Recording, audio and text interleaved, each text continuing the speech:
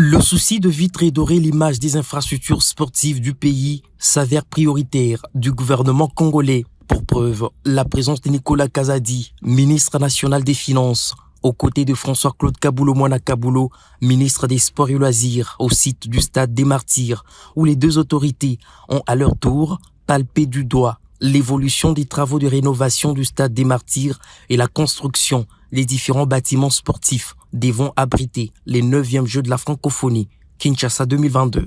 Première étape de ce long périple, différents départements du stade en pleine rénovation, entre autres la tribune de presse moderne, la salle de conférence de presse et le centre des médias, les différents vestiaires, dont l'exécution des travaux atteint une vitesse de croisière. Ensuite viendra le tour de l'enceinte omnisport devant abriter les épreuves de volley-ball, le basketball et les arts martiaux.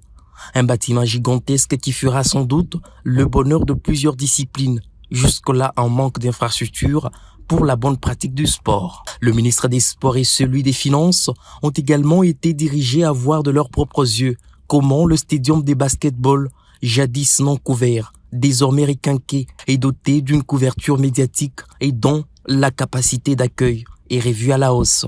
Comme il l'avait annoncé lors de son entrée en fonction, sa ferme volonté à redorer l'image de l'administration sportive, François-Claude Kaboulo-Moana Kaboulo, avec son collègue des Finances, ont été conduits par le maître ouvrier au bâtiment du secrétariat général des sports qui a subi une transformation fulgurante et s'est désormais débarrassé de son état de délabrement. Vous avez récemment effectué un paiement pour ça.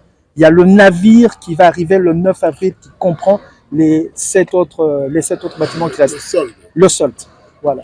Le navire sera à Matadi le 9 avril. Jadis éternisé, cette randonnée s'est poursuivie à l'endroit où sera érigée l'aréna sportive, une des récentes promesses du chef de l'État au mouvement sportif congolais. La présence du patron des Finances à cette visite d'inspection d'évolution des travaux de réhabilitation, construction et modernisation des infrastructures sportives du pays est vue comme une lampe témoin de la bonne foi et détermination du gouvernement à mettre à la disposition du nouveau patron des sports et loisirs les moyens conséquents pour la bonne exécution de sa politique sportive.